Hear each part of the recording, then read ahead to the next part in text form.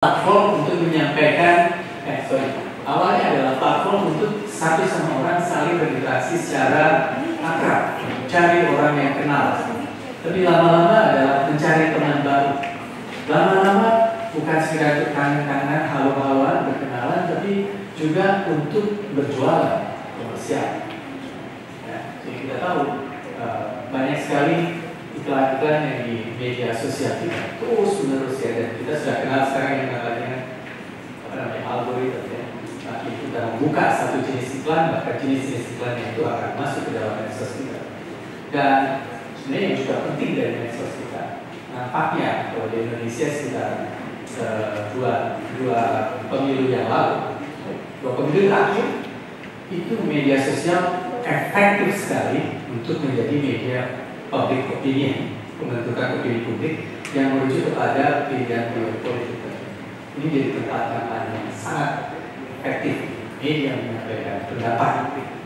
Di sisi lain, kita kenal sekarang banyak sekali berita-berita yang muncul begitu saja di media sosial, dan kita tidak bisa yakin benar ini yang diomongin benar atau salah. Kalau kita masuk ke media massa, itu ada redaktur, ada redaksi, ada editor yang kemudian ngasih ini ada artikelnya ini dimuat ya, pendapatnya ini benar atau tidak. Ada mereka yang mengontrol. Tapi medsos kan milik kita sendiri, tulis sendiri, ya. Bahkan kalau perlu, apa istilahnya, menyebar ulang lagi, apa istilahnya, share, repost atau share. Ini generasi apa sih kalian bapak gitu, share berita tertentu gitu ya. Kalau diprotes, Pak, ini berita kayak gini, Bapak betul enggak? Saya cuma sekedar share. Dengan entengnya jawab gitu. Ya. Saya nggak bilang mama ya kan, bapak juga paling banyak share berita-berita yang dia sendiri sebenarnya nggak tahu. Benar nggak salah. Ada apa namanya? Tweet ada input masuk ke media sosial kita, WhatsApp, like, Facebook, lalu kemudian kita share atau retweet lah, sana. Dan orang kok nggak peduli benar atau salah. Ya. Kontennya dia nggak perhatikan, karena masuk di dalam media apa namanya circle yang sangat intimate, misalnya grup WhatsApp keluarga, dia sebar di situ. Tapi orang nggak bisa nonton sebar ke grup-grup yang lain. Apa orang memperhatikan terlebih dahulu kebenarannya? Dan tiba-tiba kita mengenal satu isu itu menjadi viral.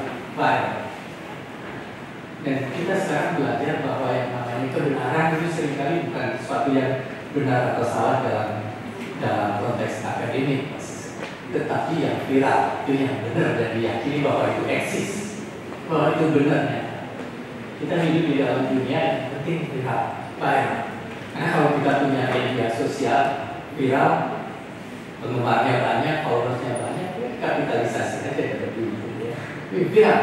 Tapi akibatnya, karena orang tidak terlalu tidak terlalu peduli benar dengan benar atau salah konten yang diproduksi dan kemudian dilempar ke share saat kemarin, tidak pernah benar-benar tahu itu benar atau salah, sehingga kita kenal istilah baru yang kita sebut sebagai hoax, berita false apa namanya news atau fake news itu sebar aja secara sengaja, ya, ibarat itu sengaja mengklik sama dia.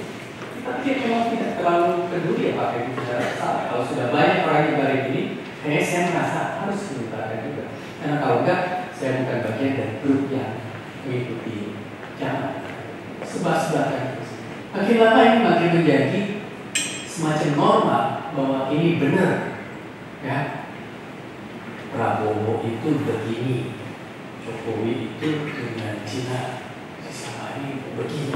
Orang nggak perlu lagi melacak apakah Prabowo begini atau Jokowi itu, karena ini sudah viral. Dan yakini aja ini sebagai benar. Ini kita hidup di dalam konteks yang kita sebut sebagai post-truth. Kita sudah nggak perlu lagi para ahli. Kita semua bisa jadi ahli. Benar. Ini ada satu buku yang ngetop sekali, Depth of Expertise. Itu satu buku yang sebenarnya bicara soal apa iya sih otoritas kebenaran itu ada di kampus dari para intelektual. Ya. apa benar orang awam nggak bisa disebut sebagai ahli? Ya, kawan saya Profesor Yunita itu benar-benar Harimon itu benar-benar cemas ya. Kenapa petani yang bergenerasi nanam padi disebut sebagai orang bodoh yang kemudian harus di-develop, kembangkan dengan standar sains dari orang-orang ahli pertanian, cara nanam padi, cara bersawahnya harus diatur oleh mereka. Padahal mereka nanam padi bergenerasi, berabad-abad dan mereka suka. Nah, dia bilang ini ada sainsnya petani. Oke, satu lagi.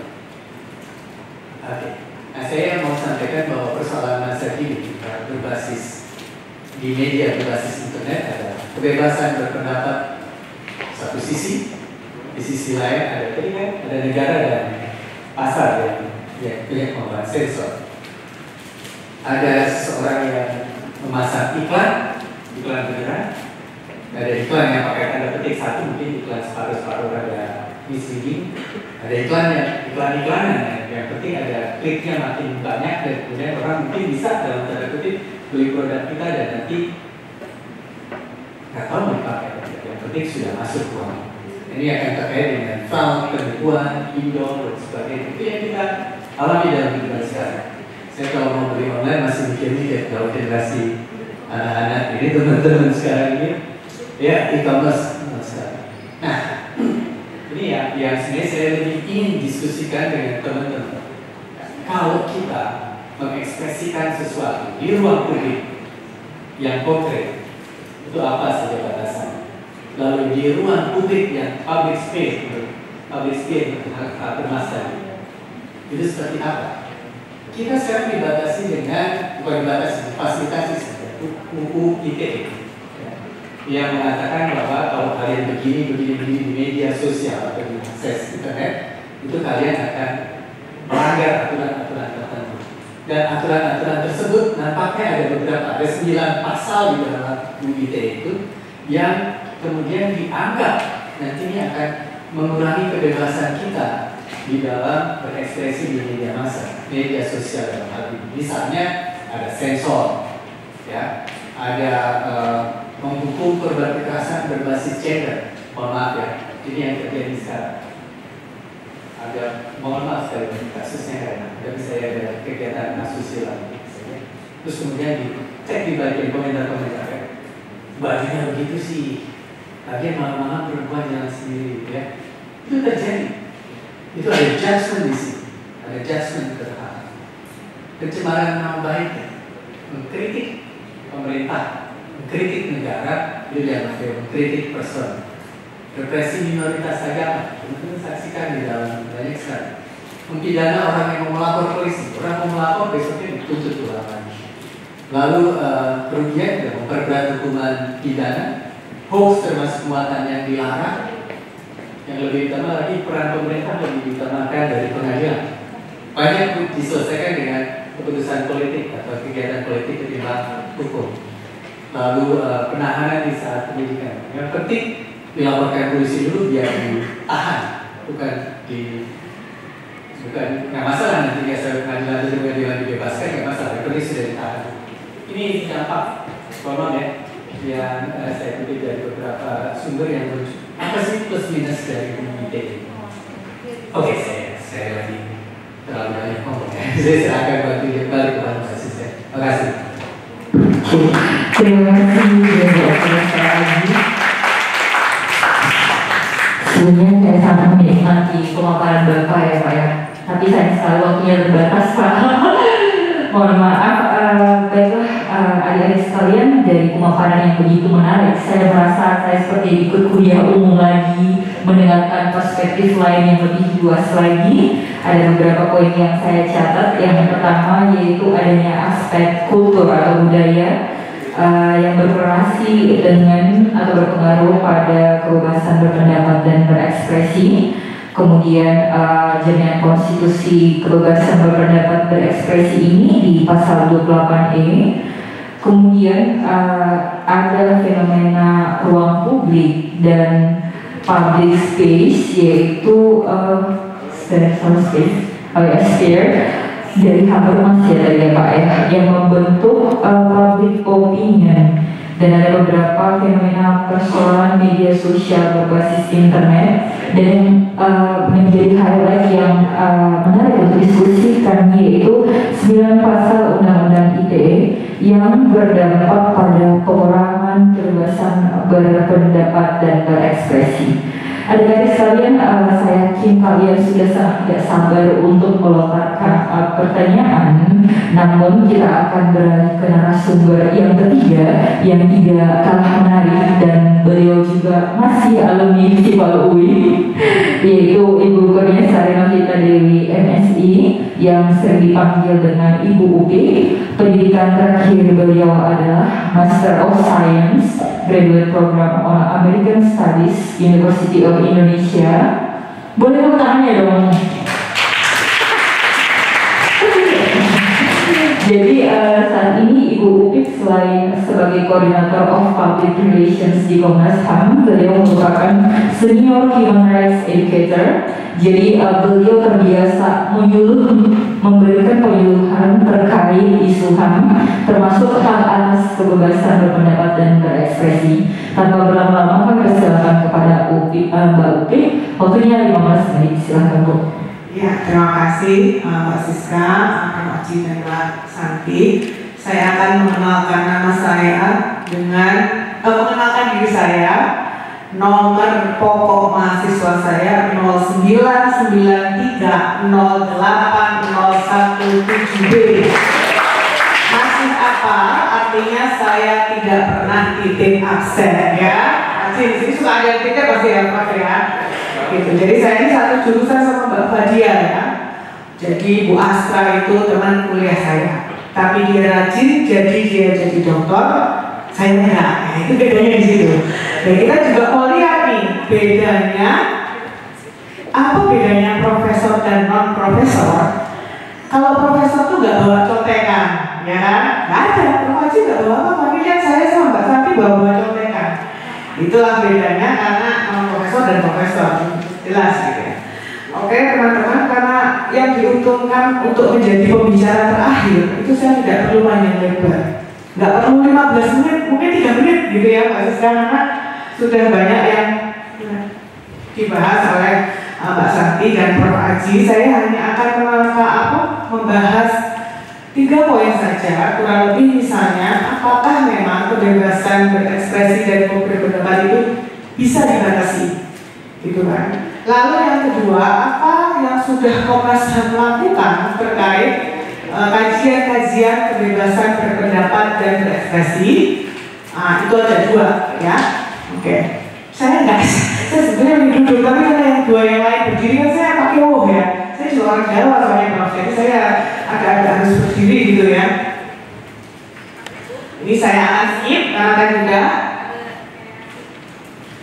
Ini singkat saja. Jadi dalam hak asasi manusia kita kenal yang namanya hukum hak asasi manusia.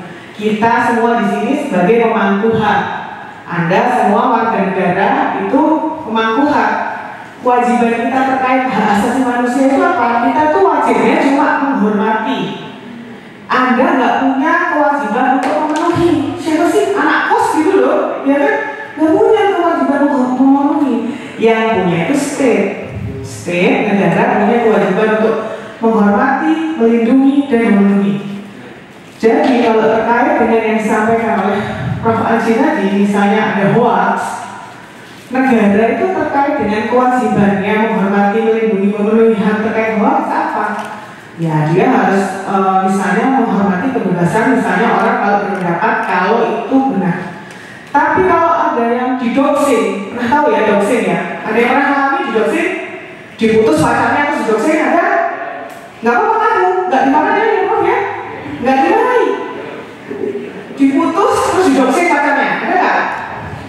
Atau berkokal mendoxing pacar orang? Nggak ada? Gitu. Kalau zaman dulu kita ditolak dukun bertindak. Kalau zaman sekarang kita ditolak doxing dilakukan, gitu kan? Nah jadi negara punya kewajiban dalam hukum hak asasi manusia untuk melindungi warga negara yang kena doxing. Biasanya siapa yang kena doxing?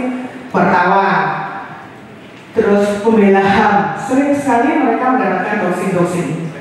Lalu memenuhi apa kewajiban negara untuk memenuhi hak kebebasan berpendapat dan berekspresi, memberikan ruang-ruang aman. Tadi yang sudah dikutip oleh Prof. Aji sangat baik sekali, studi dari SafeNet ya tentang itu. Kita akan lanjut lagi. Ya, gitu saja. Ini intinya apa sih bedanya kebebasan berpendapat dan kebebasan berekspresi? Kalau teman-teman divisi UI, ini saya tutupi ya, Prof. Aji saya tutupi nggak kelihatan. Dibatasi nggak kebebasannya? Berpendapat dan berekspresi? Ya. Coba. Enggak. Nggak usah takut. Enggak dibatasi. Hah? Nggak dibatasi? Bener ya Prof ya? Nggak dibatasi ya, saya percaya ya. Oke, jadi anak-anak fisik tidak ada yang dibatasi kebebasan berpendapat dan berekspresinya. Kebebasan pribadi yang berkaitan dengan pikiran yang dimilikinya, gitu ya. Lalu kebebasan menyatakan pendapat yang berhubungan dengan publik atau hubungan antar manusia. Seberapa penting? Kayak judul lagu ya. Seberapa penting, gitu kan? Penting sekali. Kenapa? Dia enabler untuk memampukan pemenuhan hak-hak yang lainnya. Ya, karena Indonesia adalah negara demokrasi. Dia itu satu hak yang memampukan hak lainnya untuk terpenuhi. Oke. Cakupan hak atas kebebasan berpendapat dan berekspresi itu apa aja? Ini kita lihat cakupannya antara lain pidato dan ekspresi politik, ekspresi simbolis, hak atas internet, ekspresi keagamaan. Ini yang sering sekali salah kaprah. Negara itu sering sekali membatasi hak-hak internal. Dalam hak kebebasan keagamaan itu ada forum eksternal dan forum internal. Yang bisa dibatasi itu bagaimana Anda di depan publik. Kalau sholat ya jangan di trotoar, gitu ya. Kalau kebaktian ya jangan di rumah sakit. Tapi Anda mau menyembah kemana-mana itu hak pribadi Anda. Di Indonesia juga orang lebih takut pada MUI daripada pada polisi, ya kan? Ya Pak ya. Ya Pak ya. Mana? Isi kok saya nih? Ya Pak ya. Ya kan? Oke, sekarang lalu kita lihat lagi.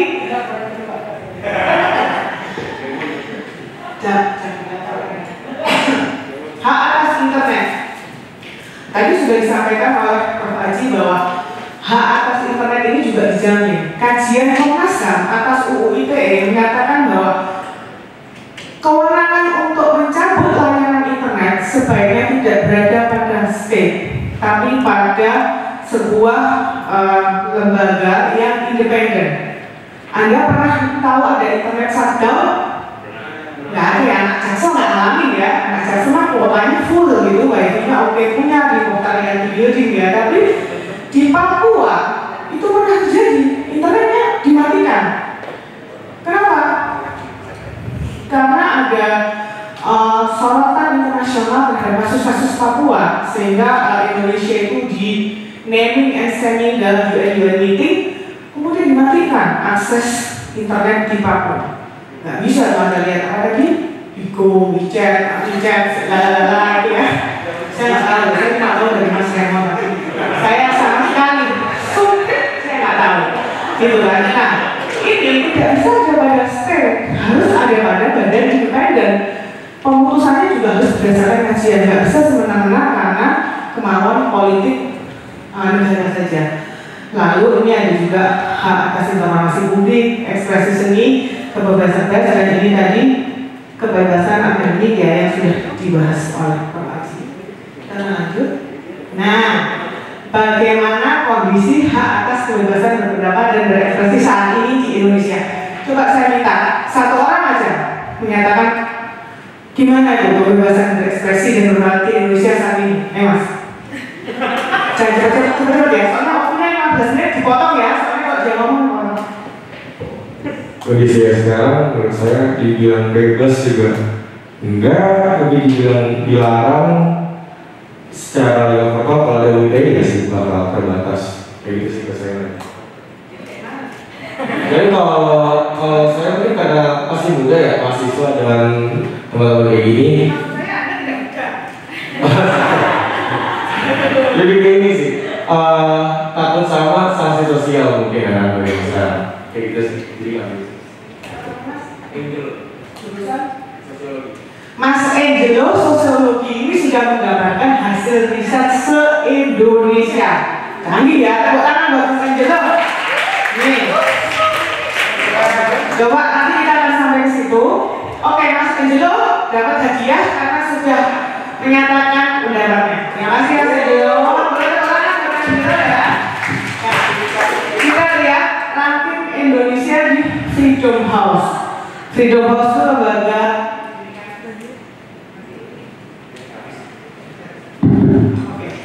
jadi Indonesia itu nilainya itu tahun 2022 itu semakin rendah. Ya, ini banyak. Saya rasa teman-teman akademisi juga sudah merasa di era sekarang ini kondisi demokrasi Indonesia itu justru menurun karena ada beberapa pembatasan yang diharapkan menambah baik justru ternyata. Nah, ini teman-teman adalah survei Komjam terkait kebebasan berpendapat dan berekspresi. Kami bekerjasama dengan Litbang Kompas menggunakan metodologi yang telah ditentukan. Usianya ya seandainya ini 17 sampai 59 tahun. Proporsi gender laki-laki perempuan seimbang. Kita lakukan di 34 provinsi melibatkan 1.200 responden. Coba kita lihat bagaimana kebebasan berpendapat dan berekspresi di Indonesia. 36,2% merasa tidak bebas dan tidak aman dalam menyampaikan ekspresinya di internet atau media sosial. Lalu 66 responden khawatir akun atau data pribadi mereka diretas. Saya itu sering banget dapat kiriman pinjol, menawarkan pinjol. Kok tahu-tahunya kalau gaji PNS itu rendah gitu ya, nggak tahu juga. Tapi saya sering banget, datanya nggak tahu dari mana. Lalu dapat juga misalnya sering banget itu Bunda Kurniasari, marilah kita bersedekah. Dari mana tuh Bunda? Itu kan saya kalau nggak enak kan gitu. Jadi gimana gitu kan? Nah itu kemarin saya tahu ada 44 juta ya data data nomor HP yang bocor dan Kemeninfo belum ada respon untuk itu. Nah itu kan juga bagaimana respon pemerintah. Lalu 29% responden menilai bahwa ini penting ya, mengkritik pemerintah adalah isu yang paling tidak bebas untuk dinyatakan dan diekspresikan. 29%. Anda tahu kasus yang menimpa Bintang Emon? Apa? Bintang Emon bikin snap apa tadi istilahnya mas? Snapchat sih ya? Snapgram salah. Bikin snapgram terkait kasus penyiraman air keras pada Novel Baswedan. Dia dipidanakan. Ya, jadi ini kita lihat bahwa responden 29% takut mengkritik pemerintah. Lalu 80% responden khawatir dalam keadaan darurat pemerintah menyalahgunakan kewenangan untuk membatasi kebebasan berpendapat dan ekspresi. Anda tahu mural-mural yang dihapus? Ya, banyak sekali mural-mural. Sebetulnya Pak Jokowi itu nggak apa-apa. Yang baper tuh orang-orang di bawahnya, gitu ya, di daerah-daerah tuh udah solusi gitu. Padahal Jokowi biasa aja.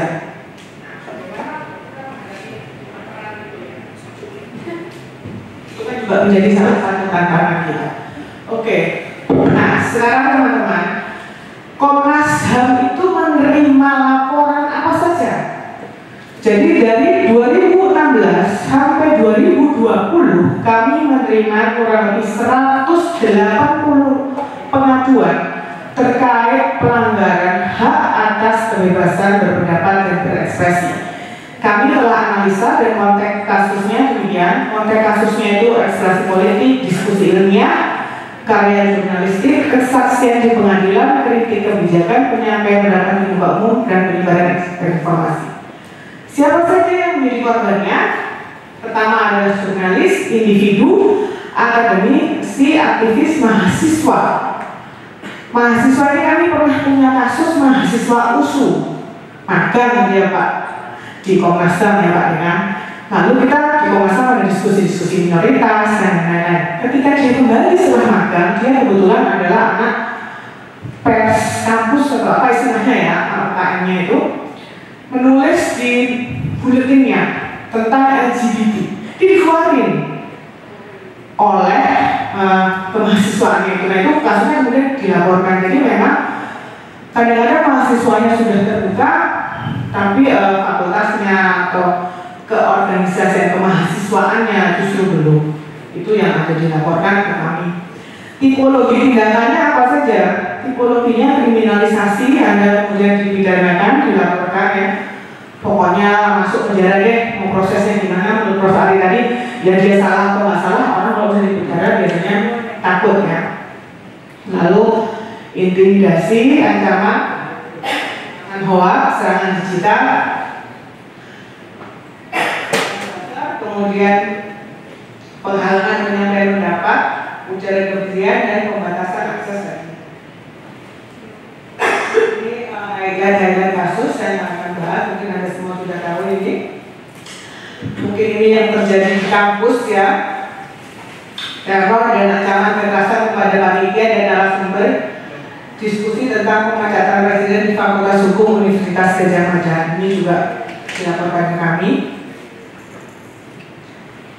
Kebebasan pers, sekalian Indonesia itu peringkat buncit terkait kebebasan pers di dunia. Bentuk kekerasan yang paling banyak adalah intimidasi, penghalangan aktivitas. Terima kasih Mbak Siska, ini sangat tanggal sekali, tahu saya betul ya. Nah UGM, walaupun bukan anak UI kami. Oke, kemudian ini ya, kebebasan pers itu penting karena yang untuk mengawasi kita siapa? Yang mengawasi kita adalah pers ya. Ini kebebasan akademik, saya tidak akan bahas lagi, tadi sudah dijelaskan oleh Prof. Haji, sudah tegaskan otonomi kampus harus bebas dari campur tangan politik agar lingkungan kampus bisa berfungsi sebagai forum di mana akademisi dapat bertukar pengetahuan dan secara bebas. Ini tadi hasil kami melakukan kajian UU ITE, karena justru setelah ada UU ITE itu banyak sekali orang yang dikriminalisasikan. Banyak sekali komunitas kemudian yang memprotesnya. Pak Presiden Jokowi sudah memberi arahan agar ada revisi kedua dari UU ITE. Hasil kajian kami, RUU perubahan yang disusun sekarang itu masih berorientasi pada pembatasan, bukan pada perlindungan. Harusnya undang-undang itu kan untuk melindungi hak atas kebebasan berpendapat dan berekspresi, tapi RUU-nya justru penekanannya pada pembatasan alih-alih pada pemenuhan. Nah ini kita sudah merekomendasikan untuk mengkaji ulang, dan kita merekomendasikan agar pencemaran nama baik dicabut dari UU ITE, karena itu yang paling banyak digunakan ya.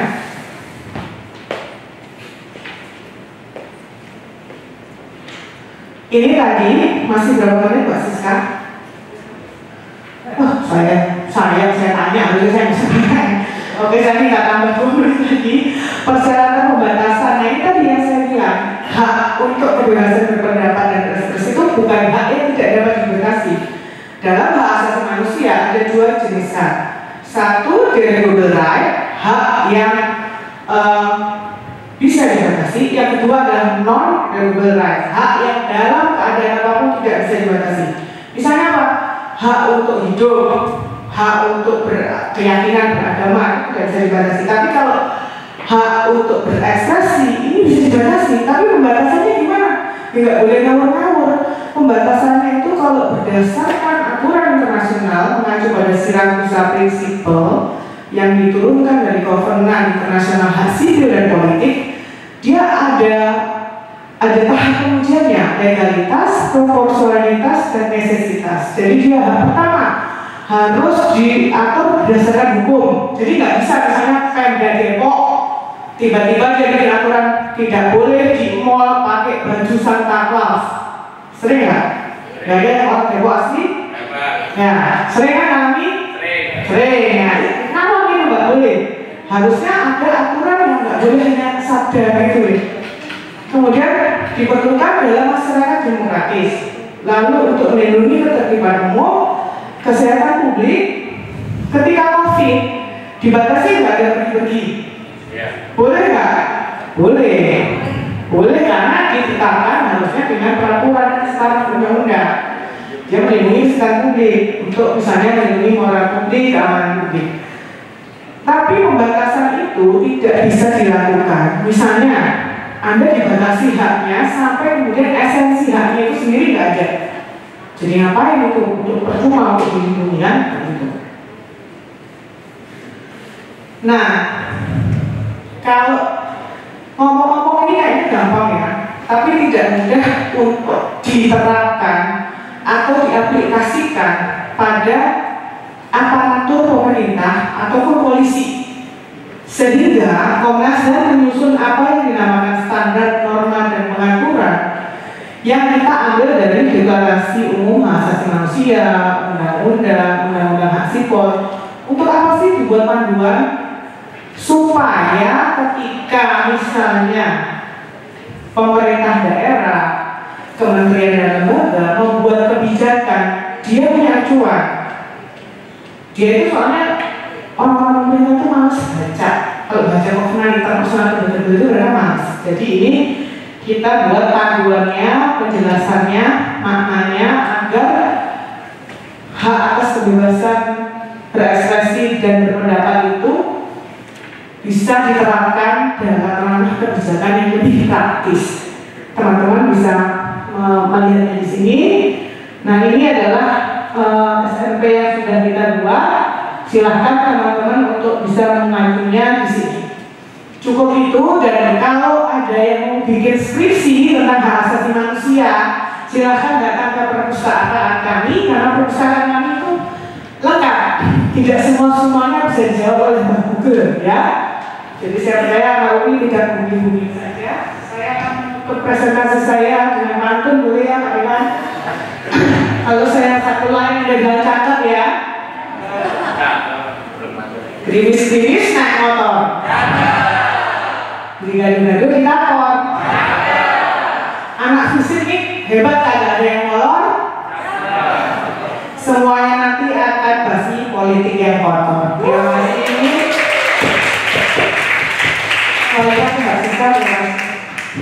Terima kasih Mbak Uti untuk pantunnya, pemaparannya ya Mbak ya. Baiklah, adik-adik sekalian, dari narasumber yang ketiga Mbak Uti, kita mendapatkan beberapa catatan. Yang pertama, bahwa kebebasan berpendapat itu merupakan kebebasan pikiran yang dimiliki seorang. Bedanya dengan kebebasan berekspresi adalah berpendapat yang berhubungan dengan manusia lainnya. Kemudian dia tadi disebutkan cakupan hak atas kebebasan berpendapat dan berekspresi. Kemudian jelaskan kondisi demokrasi Indonesia yang semakin menurun. Kemudian hasil survei Komnas HAM terkait kebebasan berekspresi dan berpendapat, salah satunya yang paling menarik bahwa mengkritik pemerintah adalah isu paling tidak bebas untuk dinyatakan dan diekspresikan di Indonesia.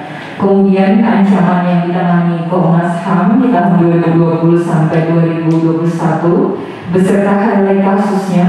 Kemudian kebebasan pers, akademik, kebebasan digital yang berhubungan dengan Undang-Undang ITE, di mana Komnas HAM menyarankan untuk dikaji ulang Undang-Undang ITE ini.